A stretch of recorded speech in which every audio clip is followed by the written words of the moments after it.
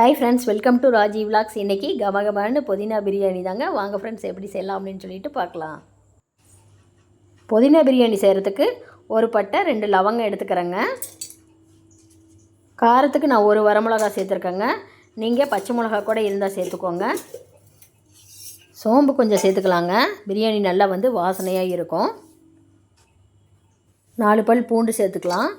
ஒரு சின்ன துண்டு இஞ்சி சேர்த்துக்கிறேங்க. ஒரு தக்காளி சேர்த்துக்கலாங்க. ஏன்னா தக்காளி அதிகமாக சேர்த்தக்கூடாது இதுக்கு, அதனால் நான் ஒரு தக்காளி சேர்த்துருக்கேன். ஒரு 2 கீத்து தேங்காய் சேர்த்துறேங்க. புதினா நல்லா ஒரு கைப்பிடி சேர்த்துறேன். ஃப்ரெஷ்ஷான புதினாவாக எடுத்துக்கோங்க. அப்போ தான் சாப்பாடு நல்லா டேஸ்ட்டாக இருக்கும். இப்போ தேவையான அளவு உப்பு சேர்த்துக்கலாங்க. இப்போ இதெல்லாம் நல்லா ஃபைன் பேஸ்ட்டாக அரைச்சிக்கலாம். இப்போ அரைச்சிட்டு வந்தாச்சுங்க.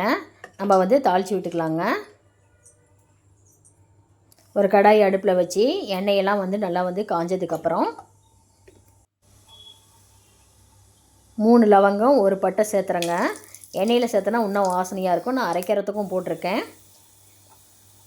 ஒரு பெரிய வெங்காயம் சேர்த்துக்கலாங்க. கறிவேப்பிலை சேர்த்துக்கலாம். இப்போ இதெல்லாம் நல்லா தாளித்து விட்டுக்கலாங்க. வெங்காயம் நல்லா வணங்கட்டும். அதுக்கு தேவையான அளவு உப்பு போட்டுக்கலாம். இப்போது வெங்காயம்லாம் நல்லா வணங்கிடுச்சுங்க. நம்ம அரைச்சி வச்சோம் இல்லைங்களா, அந்த பேஸ்ட்டை இப்போ சேர்த்துக்கலாம். இப்போது பேஸ்ட்டெல்லாம் சேர்த்துட்டுங்க நல்லா அந்த பச்சை வாசனையெல்லாம் போகிற அளவுக்கு நல்லா கிளறி விடணும். கொஞ்சம் மஞ்சத்தூள் போட்டுக்கலாங்க.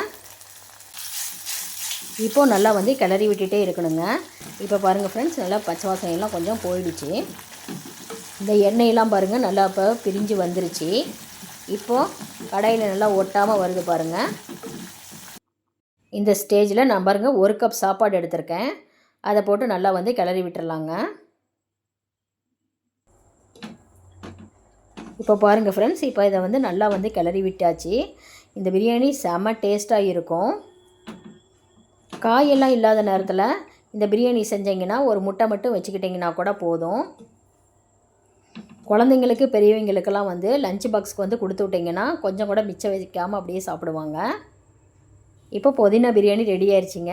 கண்டிப்பாக நீங்களும் செஞ்சு பார்த்துட்டு எனக்கு எப்படி இருக்குன்னு கமெண்ட் செக்ஷனில் சொல்லுங்கள். எங்கள் சேனல் உங்களுக்கு பிடிச்சிருந்தால் லைக் பண்ணுங்கள், ஷேர் பண்ணுங்கள், சப்ஸ்கிரைப் பண்ணுங்கள். எனக்கு கொஞ்சம் மோட்டிவேஷனாக இருக்கும்.